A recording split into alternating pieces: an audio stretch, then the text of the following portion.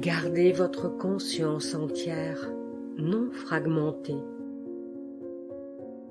Le Christ dit, il est de la plus haute importance pour votre santé, vos relations, votre succès dans la vie et votre bonheur que vous compreniez parfaitement la vraie nature de la conscience et de votre propre conscience unique. Il faut que vous saisissiez parfaitement que ce que vous pensez et ressentez et faites est une énergie de conscience qui forme, constitue le tissu entier de vos expériences dans la vie. C'est la force motrice derrière tout ce qui vous arrive et tout ce que vous faites. C'est le terrain sur lequel vous construisez votre vie et le réservoir de force donnant de l'impulsion à votre vie quotidienne. Elle est tout ce que vous êtes en ce moment présent, au-delà de votre âme. C'est la portée complète de tout ce que vous pouvez être et faire en ce moment précis. L'état de votre conscience limite ou promeut votre bien-être.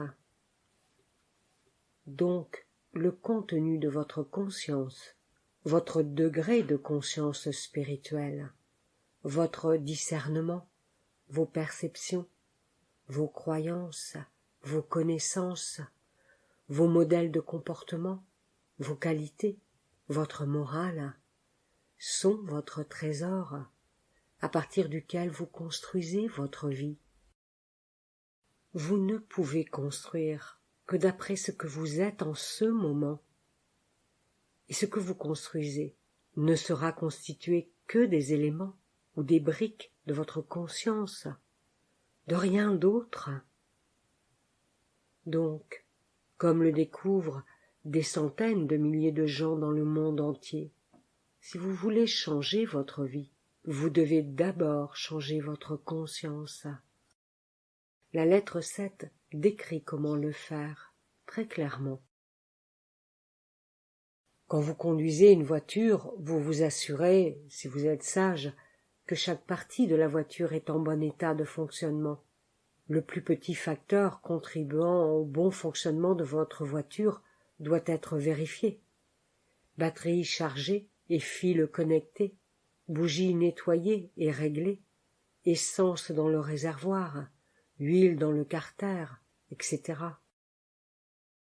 Ainsi, pour créer une vie réussie et heureuse, vous devez prendre quotidiennement le plus grand soin des divers éléments et aspects de votre conscience.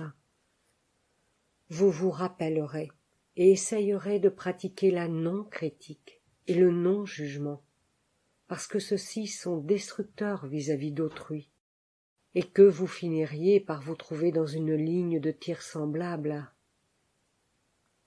Vous essayerez de maîtriser votre colère en essayant de comprendre les raisons pour lesquelles l'objet de votre colère s'est comporté comme il l'a fait.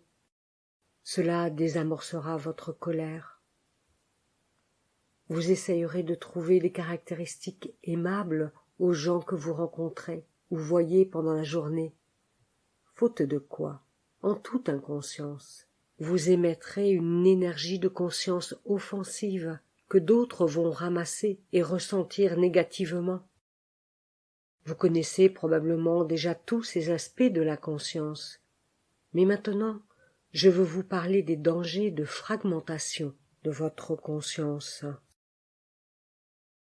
C'est ce que vous faites même en disant un pieux mensonge. Le mensonge réel est, lui, une insulte affreuse à votre propre conscience et à la conscience de votre auditeur. Vous pouvez penser qu'il est sans conséquence, mais quand vous mentez, vous émettez un flux de fausse conscience à propos duquel vous vous attendez à ce que l'autre construise sa réponse. Un tel accroc dans votre conscience, puisque vous savez que vous avez menti, crée des trous dans le tissu de votre conscience.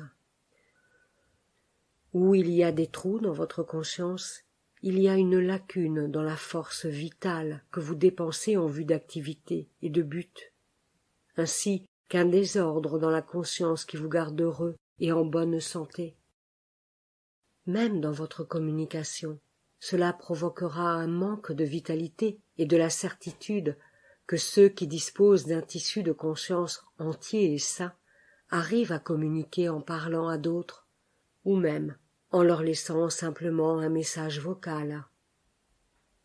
Vous créez une conscience saine quand vous traitez autrui comme vous voudriez que l'on vous traite. Donc, tenez vos promesses, ou prenez les dispositions pour que la rupture d'une promesse ne cause pas de frustration excessive, de tristesse ou des difficultés. Dites la vérité de manière à ne pas offenser votre auditeur. L'amour trouve toujours la bonne manière. N'inventez pas d'histoire pour faire de vous un héros, une héroïne ou une victime. N'exagérez pas les circonstances d'aucune façon, car vous pourriez laisser partir quelqu'un avec un mensonge à l'esprit. Cela pourrait lui être plus nuisible que vous ne l'imaginez. Ne faites jamais, au grand jamais, trébucher ou tomber une personne le long de son chemin quotidien. Faites en sorte que tout ce que vous pensez, dites et faites soit un tout harmonieux, dirigé dans votre esprit et votre cœur par l'amour et le souci du bien-être de chaque autre personne. De cette façon, vous créez les fondations d'une vie intègre et heureuse pour vous. Vous créez le type de conscience qui s'accorde facilement avec la conscience divine. C'est alors que des miracles surviennent. Si vous ne réussissez pas, examinez votre conscience. Tenez-vous parole